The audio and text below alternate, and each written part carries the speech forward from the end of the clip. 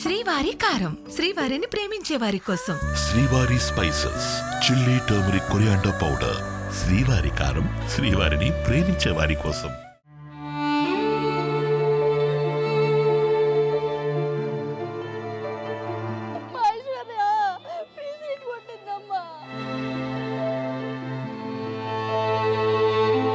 పాప చనిపోయిందమ్మా. నా ఆరోగ్యం ఎట్లున్నా పర్లేదు, పాపది లేదు. ఇక నాకేం చెప్పడానికి వస్తలేదమ్మా. రాంగ్ రూట్లో వచ్చి కొట్టాడమ్మా. మాది ఒక పర్సెంట్ కూడా తప్పలేదమ్మా, 1% కూడా తప్పలేదు.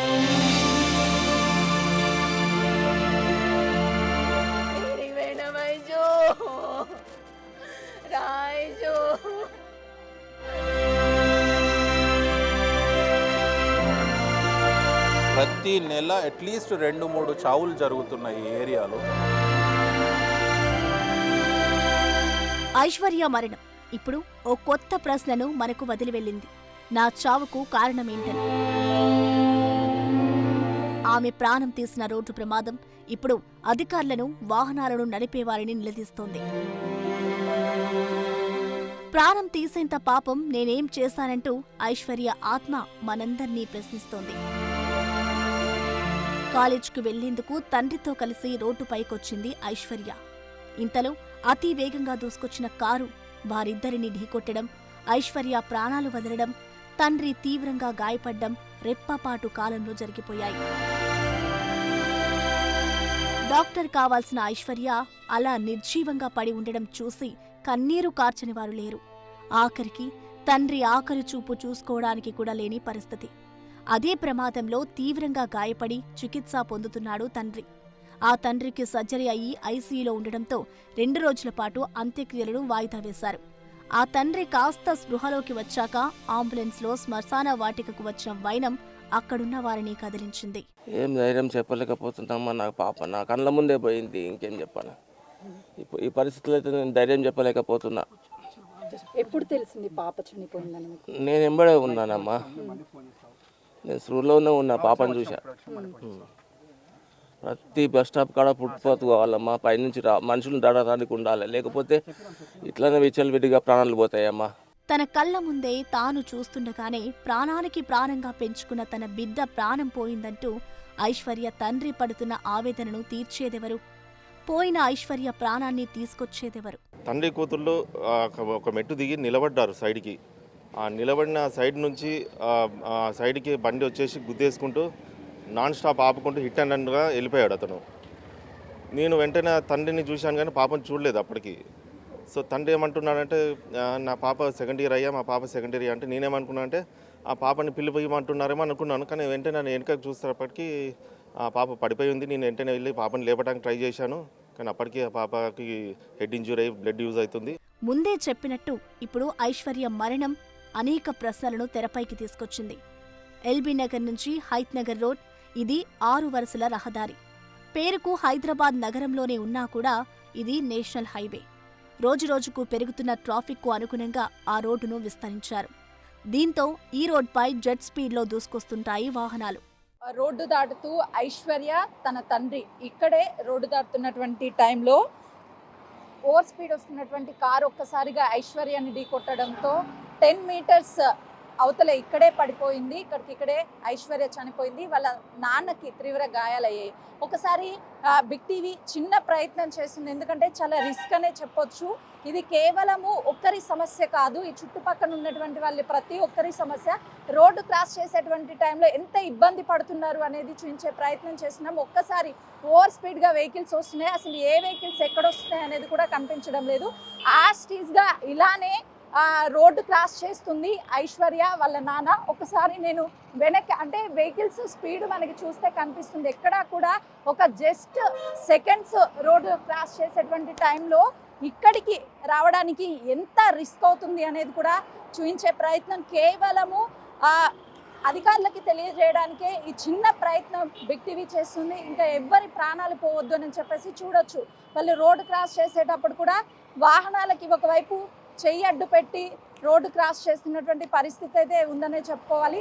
ఇలానే ఓవర్ స్పీడ్గా ఇంకొకసారి నేను రోడ్డు అవతల వైపుకి రావడానికి ప్రయత్నం చేశాను. ఎక్కడ రోడ్డు దాటేటువంటి టైంలో కూడా జీబ్రా క్రాసింగ్ అనేది మనకి ఎక్కడా కనిపించడం లేదు. ఒకవేళ బస్ స్టాండ్కి వెళ్ళాలి అంటే ఇక్కడ నుంచి అక్కడికి వెళ్ళడానికి ఈ రోడ్డే ఉంటుంది. మొత్తం ఇలాంటివి అంటే పబ్లిక్ నడవడానికి గ్రిల్స్ మధ్యలో కొంత గ్యాప్ ఏర్పాటు చేశారు. ఈ గ్యాప్ నుంచి అక్కడికి వెళ్ళాలి అంటే బస్ ఎక్కాలి అంటే ఎల్బీ నగర్ నుంచి ఇక్కడ వరకు కేవలము 3 మాత్రమే ఇలాంటివి ఏర్పాటు చేశారు. ఇలా నడిచి వెళ్ళాలి అంటే ఎక్కడ కూడా వచ్చేటువంటి వెహికల్స్ ఆగడానికి సిగ్నల్స్ ఇలాంటి ప్లేసెస్లో లేవు కాబట్టి ఓవర్ స్పీడ్ ఆ స్పీడ్ లిమిట్ అనేది ఖచ్చితంగా ఇక్కడ ఏర్పాటు చేయాలి. దాంతోపాటు ఈ జీబ్రా క్రాసింగ్ లైన్స్ ఎప్పుడైతే ఏర్పాటు చేస్తారో ఇలాంటి ప్రమాదాలు జరగవు. మొత్తము ఇలా కొన్ని కిలోమీటర్స్ వరకు ఇది, ఎందుకంటే విజయవాడకి వెళ్ళేటువంటి హైవే మార్గము ఎల్బీ నగర్ విజయవాడ.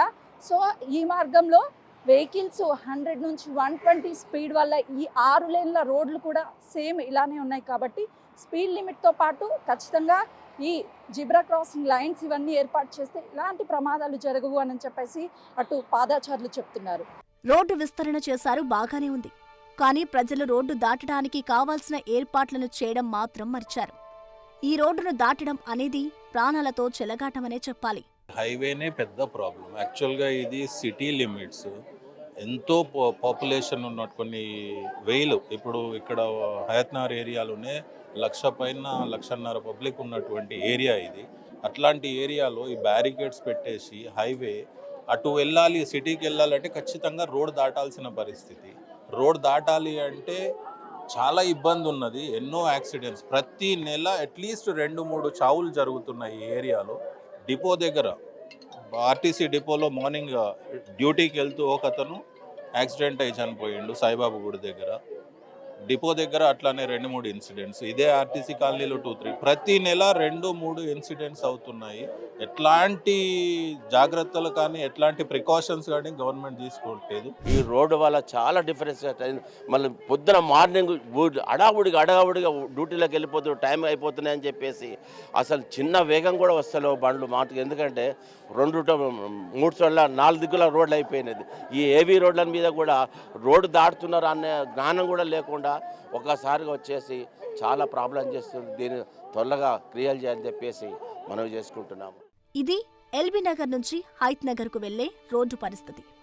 ఈ రోడ్డు గురించి కదిలిస్తే అక్కడి స్థానికులు చెప్పిన మాటలు వినండి. యాక్చువల్గా వాస్తవానికి 2 years అయింది ఇది రోడ్డు కన్స్ట్రక్షన్ మొత్తం కాబట్టి. ఆ 2 years వల్ల ఏమైందంటే మధ్యలో ఒక 1 kilometer దూరాన కూడా యూటర్న్ ఇస్తే టర్న్ చేసుకొని వస్తారు తప్ప ఈ మధ్యలో కాలనీస్ మధ్యలో ఏవైతే ఇచ్చిరో మన మనుషులు దాటడానికి ఏవైతే ఇచ్చిండో మెయిన్ సర్వీస్ రోడ్లు ఏవైతున్నాయో సర్వీస్ రోడ్లో 2 sides వెహికల్స్ అటు ఇటు పార్కింగ్ చేస్తారు.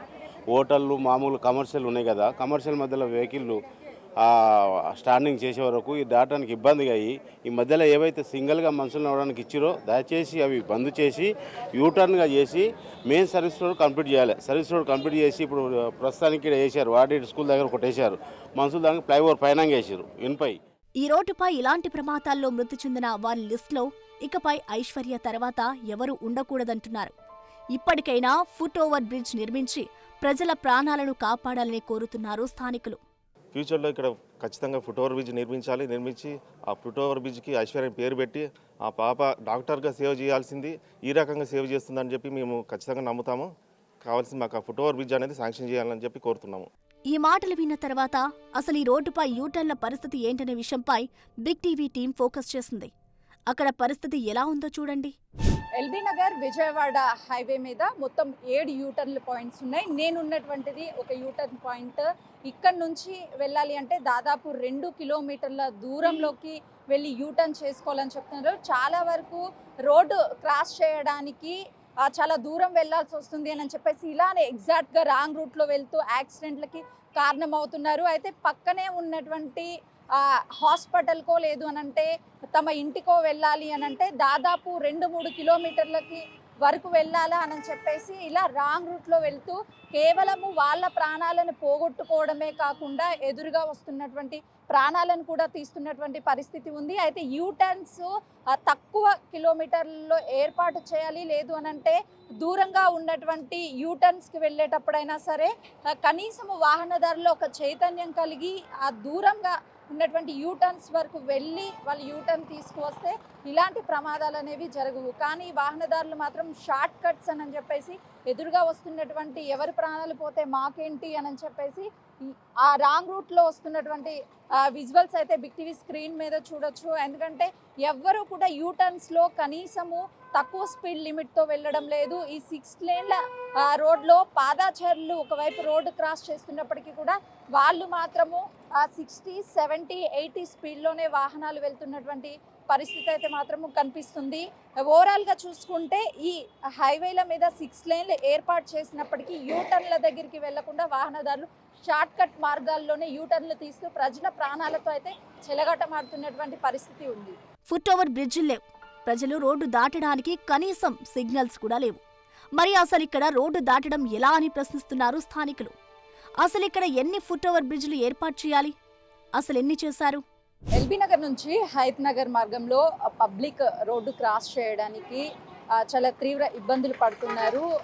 మొత్తం 7 కిలోమీటర్లకు పైగా ఉన్నటువంటి ఈ రోడ్లో కేవలము ఒక్క ఫుట్ ఓవర్ బ్రిడ్జ్ మాత్రమే ఉంది. మరొక ఫుట్ ఓవర్ బ్రిడ్జ్ అనేది నిర్మాణంలో ఉంది. ప్రస్తుతం హయత్ నగర్ పోలీస్ స్టేషన్ పరిధిలో ఇక్కడ ఒక ఫుట్ ఓవర్ బ్రిడ్జ్ ఏర్పాటు చేస్తే అటుగా ఉన్నటువంటి బస్ స్టాప్కి వెళ్ళేటువంటి ప్రయాణికులకి ఎలాంటి ఇబ్బంది ఉండకుండా చాలా ఈజీగా రోడ్డుని క్రాస్ చేయడానికి అవకాశం ఉంటుంది. ప్రమాదాలు జరగకుండా చెక్ పెట్టేందుకు కూడా ఈ ఫుట్ ఓవర్ బ్రిడ్జ్ అనేది ఉపయోగపడుతుందనే చెప్పుకోవచ్చు. అటుగా ఇటు నుంచి రోడ్డు క్రాస్ చేసి వెళ్ళాలి అని అంటే పాదాచారులు కంటిన్యూటీగా వచ్చేటువంటి వాహనాలు ఇక్కడ ఓవర్ స్పీడ్గా వస్తూ ఉంటాయి. ఎలాంటి జీబ్రా క్రాసింగ్ కూడా మనకు కనిపించడం లేదు. కాబట్టి అటుగా ఉన్నటువంటి బస్ స్టాప్కి వెళ్ళాలి అంటే ఈ రోడ్డు క్రాస్ చేసేటువంటి సమయంలో వచ్చేటువంటి వాహనాలు ఢీకొట్టి ప్రమాదాలు జరుగుతాయి. ఒకవేళ ఫుట్ ఓవర్ బ్రిడ్జ్ కానీ ఏర్పాటు చేస్తే ప్రమాదాలకి చెక్ పెట్టవచ్చు.